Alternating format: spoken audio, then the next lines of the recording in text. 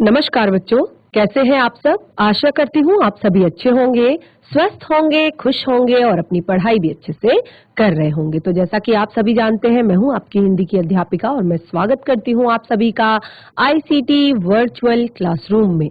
और आज हम यहाँ पर एकत्रित हुए हैं पढ़ने के लिए क्लास 6 की हिंदी। क्लास 6 की हिंदी में हमारी जो वसंत पाठ्य पुस्तिका है भाग 1 वो हमारी कंप्लीट हो चुकी है। बहुत अच्छे से हमने अपनी वसंत पाठ्य पुस्तिका को पढ़ लिया है। सारे चैप्टर हमारे कंप्लीट हो गए हैं इस पाठ्य पुस्तिका में। तो आज हम अपनी दूसरी पाठ्य पुस्तिका, जो हमारी हिंदी की दूसरी पाठ्य पुस्तिका है बाल राम कथा, इसको हम पढ़ेंगे। बाल राम कथा में आज हम इसका पहला चैप्टर अवधपुरी में राम यानी कि भगवान राम का अवतरण अवधपुरी में यानी कि अयोध्या नगरी में किस तरह से हुआ, इस चैप्टर को हम पढ़ेंगे। और ये पूरी, जैसे कि आप इस बुक का नाम ही देख रहे हैं बाल राम कथा, तो ये पूरी जो बुक है ये रामायण जो है यानी कि भगवान राम की जो लीलाएं हैं, भगवान राम की जो जन्मभूमि है अयोध्या, वहां के बारे में और रामायण के बारे में इसमें पूरी तरह से सब कुछ लिखा गया है। बहुत ही ज्यादा महत्वपूर्ण ये बुक है आपके लिए, बहुत ही ज्यादा आपके ज्ञान को बढ़ाने वाली है और आपके अंदर एक नए मूल्यों का विकास करने वाली है। तो हम चलते हैं स्मार्ट बोर्ड की तरफ, शुरू करते हैं आज का सेशन। सभी बच्चे ध्यान पूर्वक पढ़ेंगे और समझने का प्रयास करेंगे। तो आप देख सकते हैं यहाँ पर आपका पहला चैप्टर यहाँ पर दिया गया है अवधपुरी में राम, अयोध्या में राम, अवधपुरी में राम। तो इस पाठ में जैसे कि मैंने आपको बताया, ये जो आपका चैप्टर है इसमें भगवान राम के अवतरण की, भगवान राम के जन्म की कथा और भगवान राम के परिवार, फैमिली, अवधपुरी में, अयोध्या में जो उनका परिवार रहता था, राजा दशरथ जो उनके पिताजी थे, उनकी माता और उनके भव्य राजमहल के बारे में और सारी चीजें यहाँ पर बताई गई है। तो हम चैप्टर को शुरू करेंगे। बहुत ही ज्यादा इंटरेस्टिंग है चैप्टर, ध्यान पूर्वक समझने का प्रयास करेंगे। यह कथा अवध की है और बहुत पुरानी है। ये जो कथा है ये अवध की है, अवध यानी कि अयोध्या की है और बहुत पुरानी है, क्योंकि जब भगवान राम का जन्म हुआ था तो ये बहुत पहले की बात है, बहुत समय पहले की बात है, युग पहले की बात है। अवध में सरयू नदी के किनारे अति सुंदर नगर था अयोध्या। अवध में एक सरयू नदी के किनारे एक सुंदर नगर था जिसका नाम था अयोध्या। क्या नाम था जहां भगवान राम का जन्म हुआ उस नगर का? अयोध्या। सही अर्थों में दर्शनीय और देखने लायक, अगर सही अर्थों में देखा जाए, समझा जाए तो ये दर्शनीय, बहुत ज्यादा देखने लायक, बहुत ज्यादा एक देखने लायक ये नगरी थी, बहुत ही ज्यादा सुंदर था। और भव्यता जैसे उसका दूसरा नाम हो, यानी कि इस नगर का जैसे भव्यता यानी कि सुंदरता, इतना ये इतनी देखने लायक ये जगह थी, इतनी सुंदर ये जगह थी, मानो इसका दूसरा नाम भव्यता यानी कि सुंदरता हो। अयोध्या में केवल राजमहल भव्य नहीं था, उसकी एक एक इमारत आलीशान थी। अयोध्या में केवल राजमहल यानी कि राजा का महल ही भव्य नहीं था कि केवल वहां पर राजा का महल ही सुंदर है, बल्कि वहां की एक एक इमारत आलीशान थी। यानी कि वहां पर जो बाकी के भी जो घर थे, बाकी की भी जो इमारतें थी वो भी बहुत ही ज्यादा आलीशान और सुंदर थी। और दूसरे जो आम लोग थे उनके घर भी बहुत ज्यादा भव्य थे। ऐसा नहीं था कि वहां पर ऐसा नहीं था कि केवल राजतंत्र था, केवल राजा के लिए सब कुछ हो, जैसे कि हमने यहाँ पर आपकी एक चैप्टर भी हमने यहाँ पर पढ़ा था। तो ऐसा नहीं था कि वहां पर केवल राजतंत्र हो, जहां पर केवल राजा के लिए काम होता हो, केवल राजा के लिए सब कुछ किया जाए। वहां पर प्रजा का भी उतना ही मान सम्मान, उतनी ही देखभाल, उतनी ही रहन सहन की सुख सुविधाएं प्रजा के पास भी थी। तो जो आम लोग थे उनके घर भी बहुत साफ सुथरे, सुंदर, स्वच्छ और मजबूत थे। सड़कें चौड़ी थी, सुंदर बाग बगीचे वहां पर थे और पानी से लबालब भरे हुए सरोवर भी थे। यानी कि जैसा राजा होगा, बिल्कुल, क्योंकि राजा अगर बहुत अच्छा है तो प्रजा ने अपने आप अच्छा हो जाना है और राज्य ने अपने आप सुंदर हो जाना है। तो यहाँ पर जो सड़कें थी वो भी बहुत ज्यादा चौड़ी थी, बाग बगीचे जो थे वो बहुत सुंदर सुंदर थे, और जो तालाब थे, सरोवर थे, वो लबालब पानी से भरे हुए थे।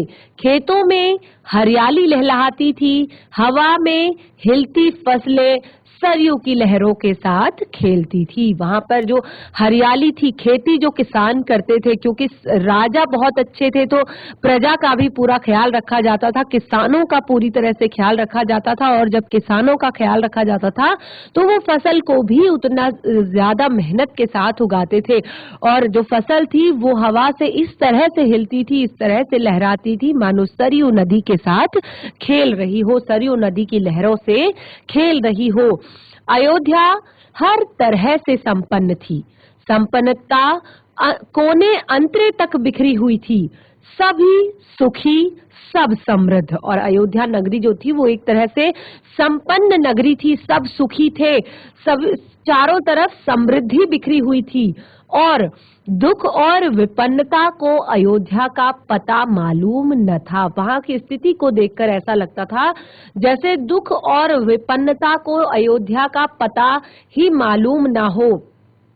अयोध्या के लोगों को देखकर ऐसा लगता था कि इन्होंने कभी शायद अपने जीवन में दुख ही नहीं देखा है, या ये दुख का मतलब ही नहीं जानते हैं कि दुख होता क्या है, या उन्होंने नगर की सीमा में प्रवेश करने की अनुमति नहीं थी। यानी कि ऐसा प्रतीत होता था जैसे दुखों को या विपत्तियों को अयोध्या की नगरी में प्रवेश करने की, अयोध्या नगरी की जो सीमा है उसमें प्रवेश करने की अनुमति नहीं है। यानी कि वहां पर चारों तरफ खुशियां, सुख, समृद्धि, हरियाली, सुंदरता थी। पूरा नगर विलक्षण था और अद्भुत और मनोरम था। तो ये है अयोध्या नगरी के बारे में बताया गया है कि पूरा नगर जो था वो विलक्षण था, यानी कि ऐसे लक्षण, ऐसी सुंदरता और कहीं भी नहीं थी, ऐसा अद्भुत, ऐसा मनोरम दृश्य जो है और कहीं भी नहीं था।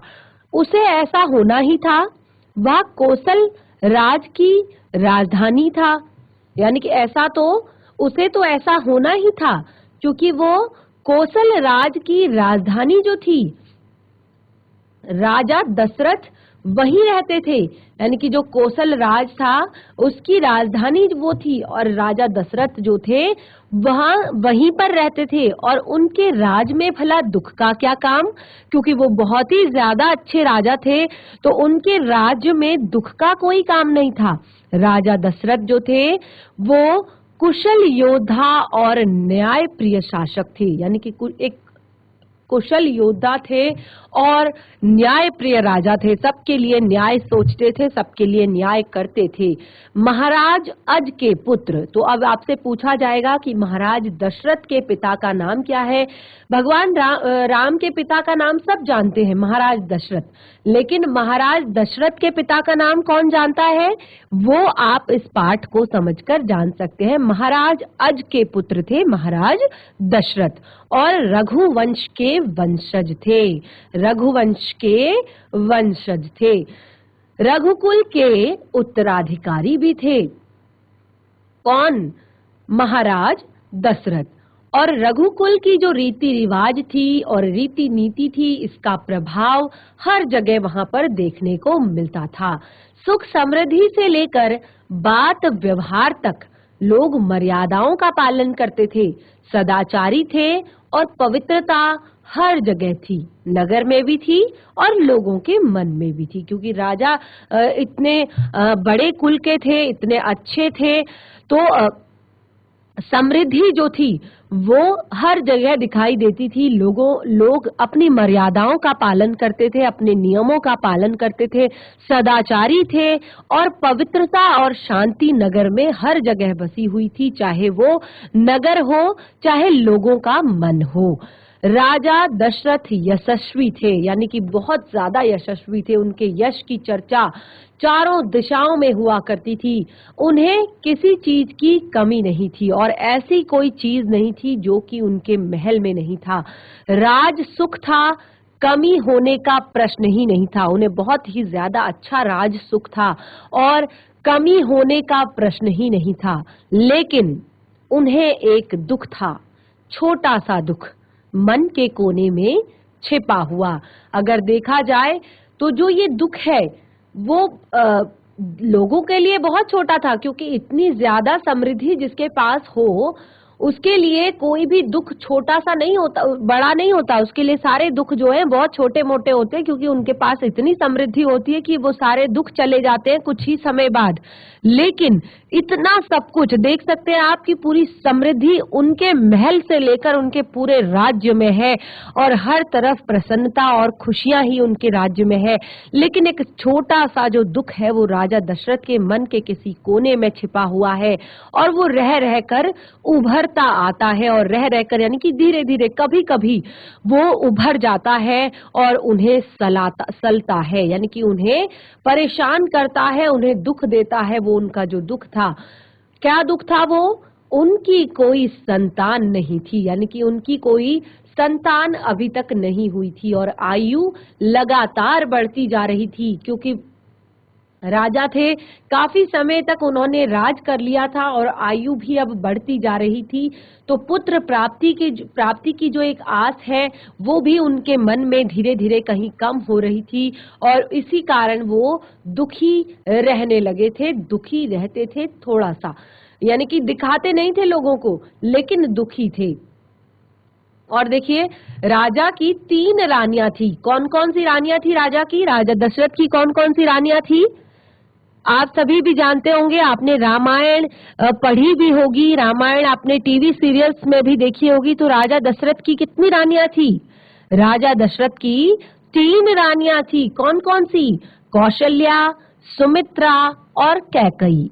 रानियों के मन में भी बस यही दुख था। 3 रानियां थी और तीनों के मन में भी बस, क्योंकि ऐसा कोई भी ऐसी कमी उनके महल में नहीं थी, किसी चीज की कमी उन्हें नहीं थी, किसी चीज का दुख उन्हें नहीं था, किसी चीज का उन्हें लालच नहीं था, सब कुछ उनके पास था।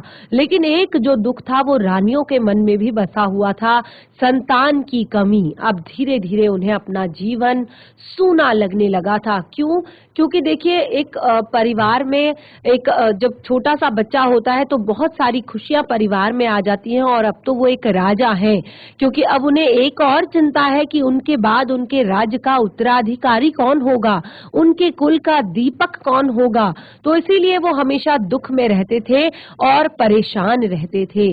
राजा दशरथ रानियों से प्रायः बातचीत करते थे और उनकी जो बातचीत थी वो इसी विषय पर आकर रुक जाती थी। राजा दशरथ जो है वो अपनी रानियों से बातें करते थे इस बारे में, लेकिन प्रायः जो उनकी बातचीत थी वो इसी विषय पर आकर रुक जाती थी और अब राजा दशरथ की चिंता बढ़ती जा रही थी, क्योंकि किसी के पास इस बात का कोई भी जवाब नहीं था, किसी भी रानी के पास।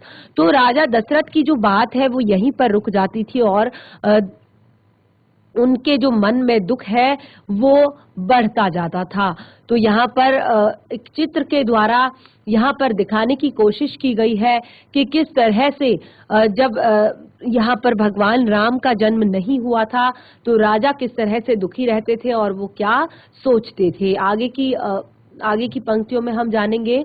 बहुत सोच विचार कर महाराज दशरथ ने इस संबंध में वशिष्ठ मुनि से चर्चा की, क्योंकि बहुत टाइम तक तो वो खुद ही सोचते रहे, इंतजार करते रहे कि अगर भगवान ने चाहा तो जल्द ही उनके घर में एक पुत्र रत्न प्राप्त होगा, उन्हें उनके कुल का दीपक मिलेगा और उनके राज्य का उत्तराधिकारी मिलेगा। लेकिन क्योंकि अब उनका जो आयु थी उनकी वो बढ़ती जा रही थी और उनका दुख भी बढ़ता जा रहा था कि अब शायद भगवान भी उनकी तरफ नहीं देख रहे हैं, तो अब उन्होंने इस बारे में अपने जो गुरु थे वशिष्ठ मुनि उनसे उन्होंने चर्चा की। उन्होंने पूरी बात बताई। उन्होंने कहा कि रघुकुल के अगले उत्तराधिकारी के विषय में अपनी चिंता उनके सामने व्यक्त की और मुनि वशिष्ठ राजा की चिंता समझते थे, क्योंकि वो भी राजमुनि थे और राजगुरु थे, तो वो भी राजा की चिंता को समझते थे, राजा की चिंता को जानते थे कि ये बिल्कुल सही चिंता यहाँ पर कर रही है। कर रहे हैं राजा दशरथ। तो उन्होंने, देखिए कुछ जो पंक्तियां मैं यहाँ पर आपको यहाँ पर अंडरलाइन कर रही हूँ, जिनको यहाँ पर हाईलाइट जिनको कर रही हूँ, उनको आप ध्यान पूर्वक पढ़ने का और समझने का प्रयास करेंगे। उन्होंने दशरथ को यज्ञ करने की सलाह दी।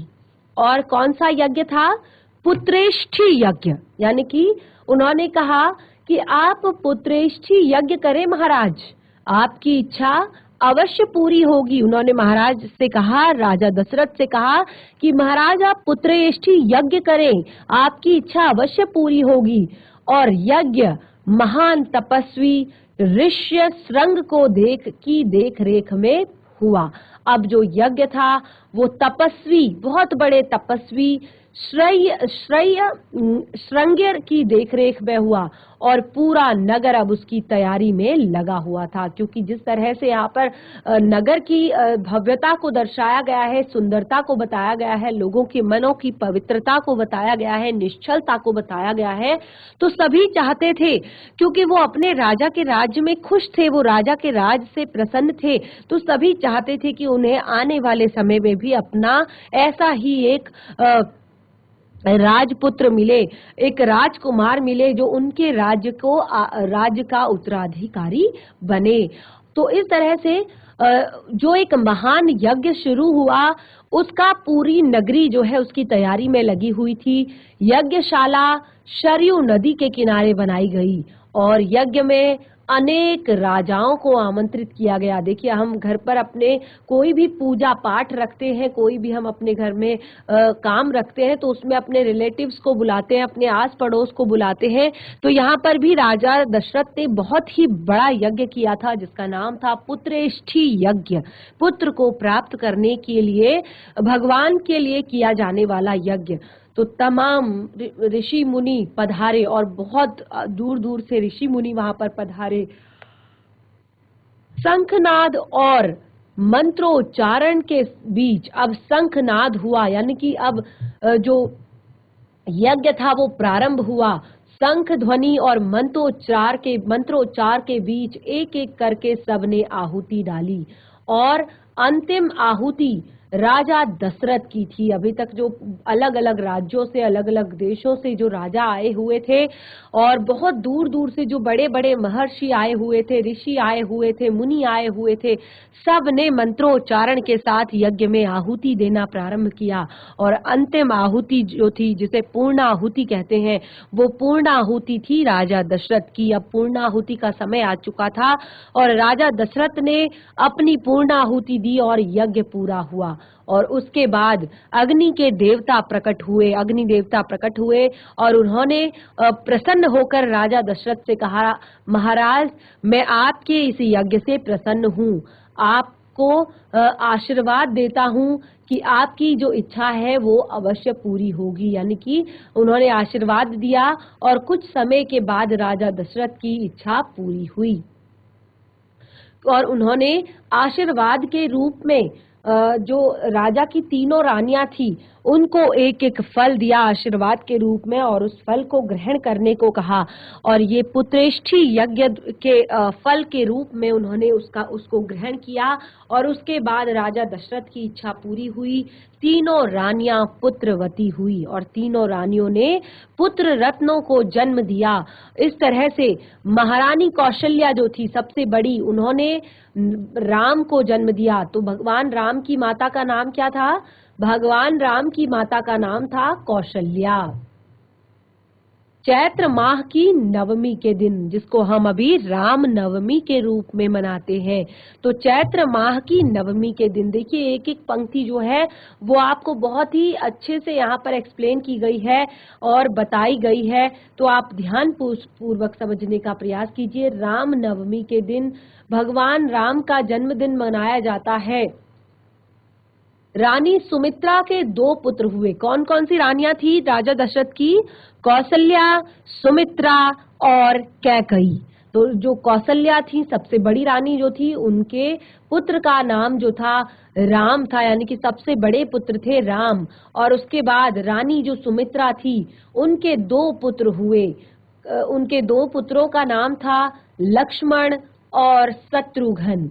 उसके बाद रानी कैकई का पुत्र हुआ जिसका नाम भरत रखा गया। तो इस तरह से राजा दशरथ के 4 पुत्र हुए और अब राजमहल में खुशियां छा गई। तो जाहिर सी बात है, क्योंकि जो राजमहल आज इतने सालों तक इस दिन का इंतजार कर रहा था, इस दिन के लिए एक आस लगाए हुए बैठा था, आखिर वो आज वो खुशियां महल को प्राप्त हुई। तो राजमहल में खुशियां छा गई और नगर में बधाइयां बजने लगी, लोग मंगल गीत गा रहे थे, हर ओर खुशी और उत्सव जैसा दृश्य था। और राजा दशरथ बहुत ज्यादा प्रसन्न थे क्योंकि उनकी जो मनोकामना है वो पूर्ण हो चुकी थी। प्रजा प्रसन्न थी कि राजा दशरथ की चिंता दूर हुई। देखिए, क्योंकि राजा खुश है तो प्रजा अपने आप ही खुश हो जाएगी। तो आज राजा बहुत ज्यादा खुश है और इसी खुशी में प्रजा भी खुश है कि उनके राजा की चिंता अब दूर हो गई है, उनके राजा की परेशानी अब दूर हो गई है। अब नगर में बहुत ही बड़ा समारोह आयोजित किया गया धूमधाम से, और इस आयोजन में दूर दूर से लोग आए। राजा दशरथ ने सबको पूरा सम्मान दिया, उन्हें कपड़े, अनाज और धन देकर विदा किया। चारों राजकुमार अब धीरे धीरे बड़े होते गए और वो जो राजकुमार थे वो बहुत ही ज्यादा सुंदर थे और सुदर्शन थे, यानी कि देखने लायक थे, बहुत ही प्यारे थे। साथ खेलते तो लोग उन्हें देखते रह जाते, जब चारों साथ में खेलते तो सभी लोग उन्हें देखते रह जाते और उन्हें उनकी आंखें उनसे हटती ही नहीं। और चारों भाइयों का आपस में बड़ा प्रेम था, यानी कि जो चारों भाई थे, राम, लक्ष्मण, भरत, शत्रुघ्न, इन चारों का आपस में बहुत ही ज्यादा प्रेम था। और चारों भाई जो थे वो अपने बड़े भाई राम की आज्ञा मानते थे। जो तीनों भाई थे बाकी, वो सबसे बड़े भाई राम की आज्ञा का पालन करते थे। और खेल कूद करते वक्त जो लक्ष्मण है वो प्रायः राम के साथ ही रहते थे और भरत और शत्रुघ्न की अलग जोड़ी थी, यानी कि क्योंकि वो चारों भाई थे तो चारों में इनकी जोड़ी बचपन में ही बन चुकी थी कि जब राम खेलते थे तो अक्सर उनके साथ लक्ष्मण खेला करते थे और भरत शत्रुघ्न की एक अलग जोड़ी थी। और बड़े होने पर राजकुमारों को अब शिक्षा दीक्षा के लिए भेजा गया और उन्होंने अपनी कुशल विद्या में दक्ष गुरुजनों से ज्ञान अर्जित किया, क्योंकि अब राजकुमार थोड़े से बड़े हुए और अब उन्हें उनकी शिक्षा दीक्षा के लिए वन में शिक्षा दीक्षा के लिए गुरुजनों के पास भेज दिया गया और उन्होंने अपने गुरुजनों से ज्ञान अर्जित किया, शास्त्रों का अध्ययन किया और शस्त्र विद्या भी सीखी, यानी कि क्योंकि एक राजकुमार है और शस्त्र विद्या तो उन्हें सीखनी ही है। अब चारों जो राजकुमार थे वो बहुत ही ज्यादा कुशाग्र बुद्धि के थे, बहुत ही ज्यादा इंटेलिजेंट थे, बहुत ही ज्यादा तेज थे और जल्द ही सभी विद्याओं में पारंगत हो गए, यानी कि जल्द ही सभी विद्याएं इन्होंने सीख ली और राम इनमें सर्वोपरि थे। राम जो थे वो इन चारों में सर्वोपरि थे, यानी कि सबसे ज्यादा श्रेष्ठ थे। उनमें कई और गुण भी थे, जो भगवान राम थे उनमें कई और गुण भी थे, जैसे विवेक, शालीनता और न्यायप्रियता। विवेक यानी कि वो अपनी बुद्धि का प्रयोग करते थे, इस्तेमाल करते थे। शालीनता यानी कि बहुत ज्यादा शांति, बहुत तेज उनके मुख पर था। और न्यायप्रियता, किसी के लिए अन्याय नहीं सोचते थे, बहुत न्यायप्रिय थे। राजा दशरथ को राम सबसे अधिक प्रिय थे, यानी कि राजा दशरथ जो थे उन्हें राम सबसे अधिक प्रिय थे, क्योंकि राम जो थे उनके सबसे ज्येष्ठ पुत्र थे, यानी कि सबसे बड़े बेटे थे उनके राम। और इन मानवीय गुणों के कारण भी, और ये जो कुछ यहाँ पर मानवीय गुण राम के बताए गए हैं, साथ ही इन मानवीय गुणों के कारण भी राजा दशरथ के सबसे ज्यादा फेवरेट, सबसे ज्यादा पसंदीदा, सबसे ज्यादा प्रिय थे भगवान राम। राजकुमार कुछ और बड़े हुए, अब राजकुमार जो है थोड़े से और बड़े हो गए, विवाह योग्य, लगभग विवाह के योग्य हो गए और इस नगर में चर्चा होने लगी। अब नगर में इस चीज पर बातें होने लगी कि अब राजकुमार जो है वो विवाह योग्य हो चुके हैं, विवाह के लायक हो चुके हैं राजकुमार। और महाराज भी दशरथ भी ऐसा ही चाहते थे, क्योंकि महाराज दशरथ चाहते थे कि जल्द से जल्द वो अपने बच्चों का विवाह कर दें और उनका राज्याभिषेक कर दें और राज्य की जिम्मेदारी उन्हें सौंपकर वो निश्चिंत हो जाएं। तो जब लोगों के मुंह से इस तरह की बातें सुनी तो राजा दशरथ चाहते थे कि वो अपनी संतानों के लिए सुयोग्य वधुएं ढूंढ कर लाएं। और परिजनों में चर्चा पहले से ही हो रही थी, यानी कि जो परिवार के लोग थे उनमें इस बात पर चर्चा पहले ही हो रही थी। और अब बाद में इनमें इस बात में पुरोहितों को भी शामिल कर लिया गया, यानी कि पहले तो केवल परिवार फैमिली वाले चिंता कर रहे थे, फैमिली वाले इस बात पे को सोच रहे थे, अब उनके जो राज पुरोहित है उनको भी इस बात में शामिल कर लिया गया, यानी कि बुला लिया गया।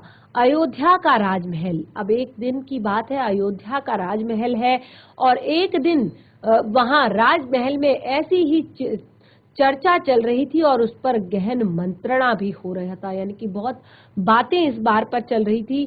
तभी एक द्वारपाल घबराया हुआ अंदर आया और एक द्वारपाल जो है घबराया हुआ अंदर आया और उसने सूचना दी कि ऋषि विश्वामित्र पधारे हैं। तो महाराज दशरथ तत्काल अपना आसन छोड़कर खड़े हो गए और द्वार की ओर बढ़े। अब महर्षि की अगवानी करने के लिए, यानी कि महर्षि को बुलाने के लिए, महर्षि का स्वागत करने के लिए दरबार में यहाँ पर जो राजा दशरथ थे वो महल के द्वार की ओर दौड़े और यहाँ पर ऋषि की अगवानी करने के लिए, ऋषि का स्वागत करने के लिए, और उन्हें लेकर वो अब दरबार में आए और उन्होंने विश्वामित्र को ऊंचा आसन दिया। और विश्वामित्र जो थे वो कभी स्वयं एक राजा थे और बहुत ही बड़े और बलशाली राजा थे, लेकिन बाद में उन्होंने अपना राजपाट सब छोड़ दिया था और संन्यास ग्रहण कर लिया था और अब वो जंगल चले गए थे और वहीं पर उन्होंने अपना आश्रम भी बना लिया था और उसे उन्होंने सिद्ध आश्रम का नाम दिया। यानी कि राजा जो यहाँ पर जो महर्षि आए हुए थे विश्वामित्र, महर्षि विश्वामित्र भी एक टाइम पे बहुत बड़े राजा थे, बहुत ही ज्यादा बलशाली थे, बहुत ही बड़े राजा थे और बाद में उन्होंने अपना संपूर्ण राजपाट छोड़ दिया और संन्यास ग्रहण कर लिया और वो जंगल में चले गए और जंगल में ही उन्होंने अपना आश्रम बनाया और उस आश्रम को उन्होंने नाम दिया सिद्ध आश्रम। तो महर्षि के स्वागत सत्कार के बाद दशरथ ने कहा, महर्षि आज्ञा दें, मैं आपकी क्या सेवा कर सकता हूँ? आप अपने मन की बात कहिए, आपकी आज्ञा का पूरी तरह से पालन होगा। तो यहाँ पर राजा दशरथ ने महर्षि से उनका स्वागत करने के बाद, उनका सत्कार करने के बाद उनसे पूछा कि हे महर्षि, आज्ञा दीजिए कि मैं आपकी क्या सेवा कर सकता हूँ, मैं आपकी क्या हेल्प कर सकता हूँ। आप अपने मन की बात मुझसे कहिए, आपकी हर एक आज्ञा का पालन किया जाएगा, आपको आपकी आज्ञा का पूरी तरह से पालन किया जाएगा। तो अब जो विश्वामित्र थे उन्होंने कहा, राजन, मैं जो आपसे मांगने जा रहा हूँ उसे देना आपके लिए कठिन होगा। राजा दशरथ से उन्होंने कहा कि राजा दशरथ, जो मैं आपसे मांगने जा रहा हूँ शायद वो देने के लिए आपको कठिन ना हो आपके लिए।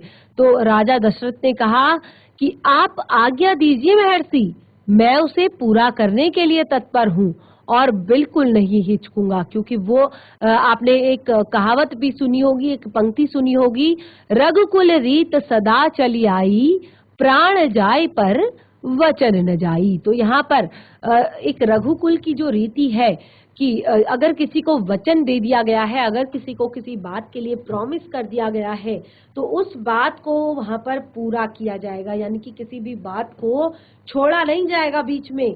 तो रघुकुल रीति सदा चली आई, प्राण जाई पर वचन न जाई। भले ही उस बात को निभाने में प्राण चले जाए इंसान के, लेकिन वचन खाली नहीं जाना चाहिए, वचन का पूरी तरह से पालन किया जाना चाहिए।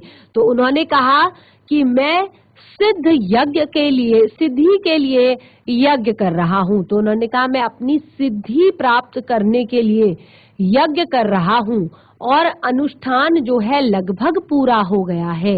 यानी कि मैं अपनी सिद्धि को प्राप्त करने के लिए यज्ञ कर रहा हूँ, लेकिन जो अनुष्ठान है वो लगभग पूरा तो हो चुका है, लेकिन 2 राक्षस जो हैं उसमें बाधा डाल रहे हैं। अब उन्होंने कहा कि मैं जानता हूँ कि उन राक्षसों को केवल एक ही व्यक्ति मार सकता है, क्योंकि जो भगवान राम है उनका तो जन्म ही इसीलिए हुआ है कि वो धरती के जो दानव है, धरती के जो राक्षस है उनको मार सके, यहाँ पर सद्भाव को, शांति को, समानता को फैला सके। तो अब वह है, उन्होंने कहा कि मैं उस व्यक्ति को जानता हूँ कि जो उन राक्षसों को केवल एक ही व्यक्ति मार सकता है, वह है राम। तो आप अपने ज्येष्ठ पुत्र को मुझे दे दो। अब यहाँ पर जो महर्षि थे उन्होंने बहुत ही बड़ी बात यहाँ पर राजा से की। उन्होंने कहा कि जो व्यक्ति इस काम को कर सकता है वो है आपका पुत्र राम, तो आप कृपया करके मुझे अपने पुत्र को मुझे दे दें ताकि मेरा यज्ञ पूरा हो सके, क्योंकि राम की जो बलिष्ठता थी उसके चर्चे चारों दिशाओं में गूंज रहे थे, चारों दिशाओं में हो रहे थे। तो यहाँ पर विश्वामित्र जी जो है वो एक बहुत ही बड़ी समस्या लेकर आए थे, जिसको केवल भगवान राम ही हल कर सकते थे, और जिससे राजा दशरथ पर जैसे बिजली गिर पड़ी। क्योंकि जो बच्चे होते हैं वो चाहे कितने भी बड़े हो जाएं, चाहे वो जॉब करने लग जाते हैं, चाहे उनके भी बच्चे हो जाते हैं, लेकिन माँ बाप के लिए अपने बच्चे हमेशा ही बच्चे होते हैं। वो उनको उसी तरह से ट्रीट करते हैं, उसी तरह से उनकी केयर करते हैं, उसी तरह से उनकी चिंता करते हैं जैसे छोटे में किया करते थे। लेकिन अब ये होता है कि जब आपको समाज में निकलना है तो कई जिम्मेदारियां आपको खुद से निभानी पड़ती हैं, इसीलिए कई काम आपको सिखाए जाते हैं, बताए जाते हैं कि ये काम आपने खुद करना है, इसको मम्मा नहीं करेंगी, ये काम आपने खुद करना है, इसको आपके बाकी के फैमिली मेंबर्स इसमें हेल्प आपकी नहीं करेंगे। तो बिल्कुल इसी तरह से राजा दशरथ ने भी अपने चारों पुत्रों को बड़े लाड से प्यारा पाला था, बड़े प्यार से पाला था।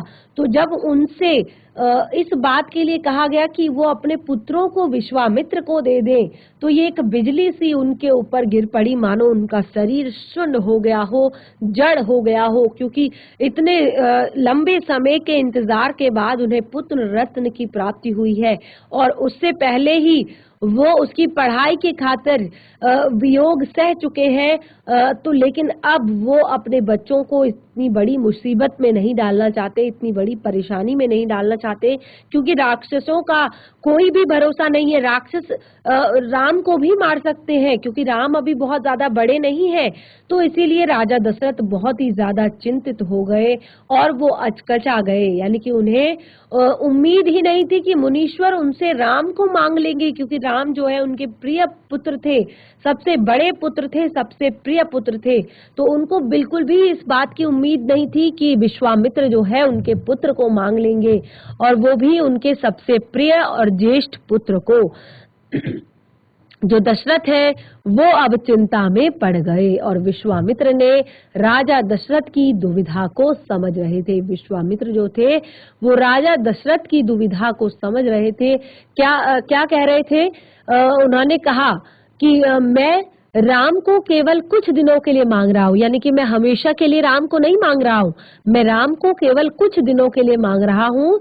यज्ञ 10 दिन में संपन्न हो जाएगा। जो मेरा ये यज्ञ है वो, क्योंकि केवल अनुष्ठान मैंने किया है, तो यज्ञ जो है वो केवल 10 दिन में पूरा हो जाएगा। अब महाराज दशरथ दुखी हो गए और पुत्र वियोग की आकांक्षा से कांप गए, यानी कि उन्हें ऐसा लगा कि पुत्र से बिछोह होने वाला है। पुत्र के वियोग का दुख वो किस तरह से झेल पाएंगे, किस तरह से उनको इस दुख को सहने की शक्ति आएगी, इस बात को सोचते सोचते वो बहुत ज्यादा दुखी हो गए। और उनका जो शरीर था वियोग से, दुख से कांप रहा था।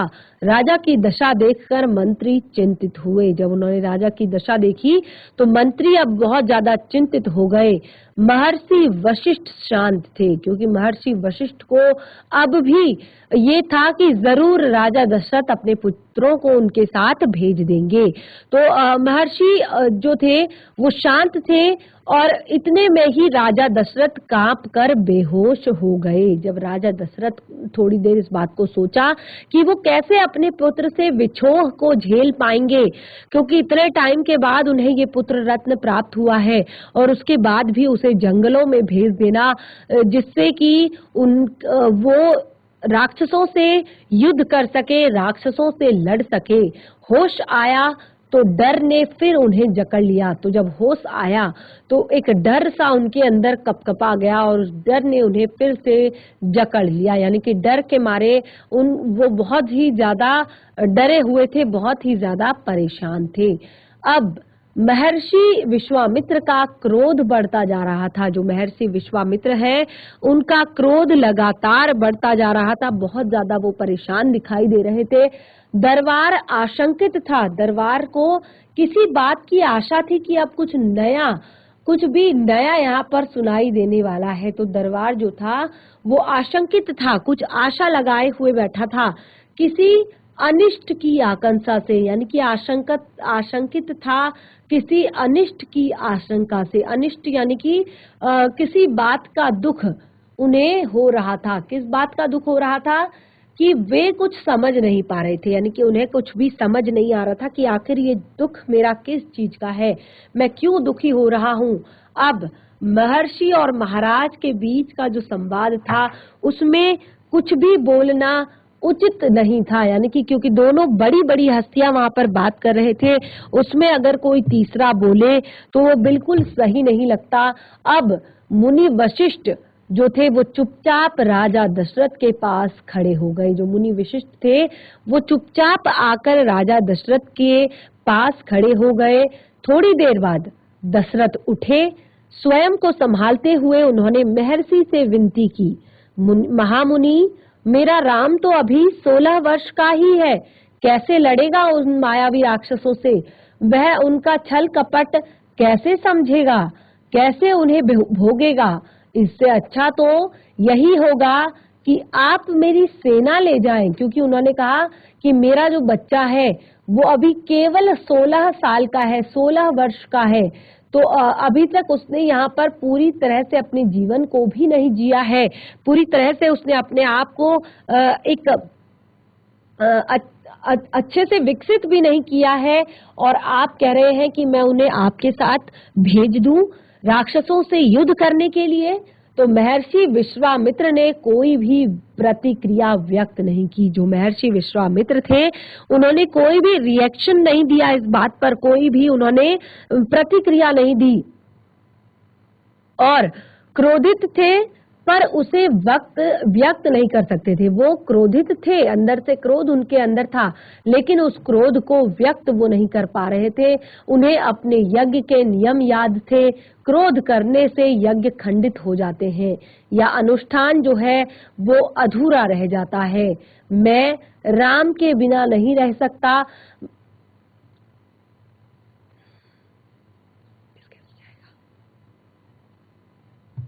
ये वापस कैसे जाएगा? पूरा ही सेलेक्ट हो गया।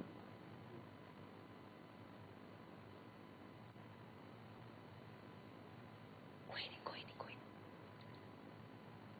मैं राम के बिना नहीं रह सकता, महामुनि, एक पल के लिए भी नहीं। आप राम को छोड़कर चाहे जो मांग लो। तो वो कहते हैं आप मेरी पूरी सेना ले जा लो, और इसके अलावा यानी कि राम के अलावा भी चाहे आप जो कुछ भी ले लो, लेकिन उसे मत ले जाइए, मैं अपने राम को नहीं दूंगा। क्योंकि उन्होंने कहा कि मैं अपने राम को नहीं दूंगा, बिल्कुल भी नहीं, क्योंकि वो मेरी बुढ़ापे की संतान है, क्योंकि राजा की काफी उम्र हो चुकी थी। तो अब वो कहते हैं कि एक तो वो केवल 16 वर्ष की अवस्था का है, और उसको इतना उसमें अभी चीजें समझने का नहीं गुण आया है कि वो राक्षसों को मार सके, राक्षसों को राक्षसों से युद्ध कर सके, और वो मेरी बुढ़ापे की संतान है जिसको मैंने बहुत मन्नतों से, बहुत मेहनत से मैंने उसे प्राप्त किया है, बहुत बड़े यज्ञ को करने के बाद मैंने उसे प्राप्त किया है, और मैं उससे बहुत ज्यादा प्रेम करता हूँ। अब महर्षि का क्रोध भभक उठा, यानी कि महर्षि जो है विश्वामित्र जी वो क्रोधित हो गए, बहुत ज्यादा क्रोध वो करने लगे। दरबार, मंत्रीगण और ऋषि मुनि सकते में आ गए, यानी कि सब डर गए। आप रघुकुल की रीति तोड़ रहे हैं राजन, वचन देकर पीछे हट रहे हैं। क्योंकि राजा ने जैसे ही महर्षि विश्वामित्र आए थे, उन्होंने कहा था कि राजन हे महर्षि आज्ञा दीजिए, आपकी हर आज्ञा का पालन किया जाएगा। तो उन्होंने कहा कि अब आप वचन देकर पीछे हट रहे हैं। पहले तो आपने कहा कि आपकी हर आज्ञा का पालन किया जाएगा, लेकिन आप पीछे नहीं हट सकते, और यह जो बर्ताव आप कर रहे हैं ये कुल के विनाश का सूचक है। आप जानते नहीं कि मैं स्वयं दुष्ट राक्षसों का संहार कर सकता था, लेकिन मैंने संन्यास ले लिया है, और अगर आप राम को नहीं देंगे तो मैं यहाँ से खाली हाथ लौट जाऊंगा। और बात को बिगड़ती देखकर मुनि विशिष्ट आगे आए। अब उन्होंने कहा अरे यहाँ पर तो बात बिगड़ती ही जा रही है, मुनि विश्वामित्र का क्रोध बढ़ता जा रहा है। तो वो बात को बिगड़ती देखकर आगे आए और महाराज दशरथ को समझाया, और राम की शक्ति के बारे में भी समझाया, और प्रतिज्ञा तोड़ने के संबंध में भी कहा, और महर्षि विश्वामित्र के साथ रहने पर राजकुमार राम को होने वाले लाभ को भी बताया। तो इस तरह से यहाँ पर भगवान राम जो है दोबारा से ऋषि विश्वामित्र के साथ जाने के लिए तैयार हो। तो बच्चों आपने देखा किस तरह से यहाँ पर भगवान राम का जन्म हुआ, और फिर भगवान राम की शिक्षा दीक्षा हुई, और अब उनको जो उनके मुनि हैं विश्वामित्र जी उन्हें अपने साथ ले जाने आए हुए हैं, ताकि जंगल में जो राक्षस उन्हें परेशान करते हैं, उनके यज्ञ को नष्ट करते हैं, तो उनके खात्मे के लिए यहाँ पर राम को बुलाया गया है। और राजा दशरथ किस तरह से विनती कर रहे हैं ये हमने देखा, और भी हम इस पाठ में पढ़ेंगे। बहुत ही ज्यादा इंटरेस्टिंग ये हमारा चैप्टर है। ये केवल चैप्टर ही नहीं, पूरी बुक ही बहुत ज्यादा इंटरेस्टिंग, बहुत ही ज्यादा ज्ञानवर्धक और बहुत ही ज्यादा नैतिक मूल्यों को सिखाने वाली हमारी ये पाठ्य पुस्तिका है। तो ध्यान पूर्वक समझने का प्रयास कीजिए। और एक और बात आप लोगों से कहना चाहती हूँ कि अगर आपको हिंदी व्याकरण में किसी भी टॉपिक में कोई समस्या है, अगर आपको संज्ञा, सर्वनाम, क्रिया विशेषण, क्रिया विशेषण, अव्ययी या विकारी शब्द, या फिर तत्सम शब्द, तत्भव शब्द, जो भी चीजें आपको पढ़नी है, समझनी है, जो आपको ऐसा लगता है कि आपको नहीं समझ आ रही है, आपको दोबारा पढ़ना है, प्रायवाची शब्द, उपसर्ग, प्रत्यय, जो भी चीजें हिंदी व्याकरण के टॉपिक से अगर आपको लगता है कि नहीं समझ आ रही है, आपको दोबारा पढ़ना चाहिए, तो आप अपनी समस्याएं हमें चैट के माध्यम से भेज सकते हैं। आपकी हर एक समस्या का समाधान यहाँ पर किया जाएगा। चैप्टर को कंटिन्यू करेंगे हम अपने नेक्स्ट सेशन में। तब तक के लिए धन्यवाद। आपका दिन शुभ हो।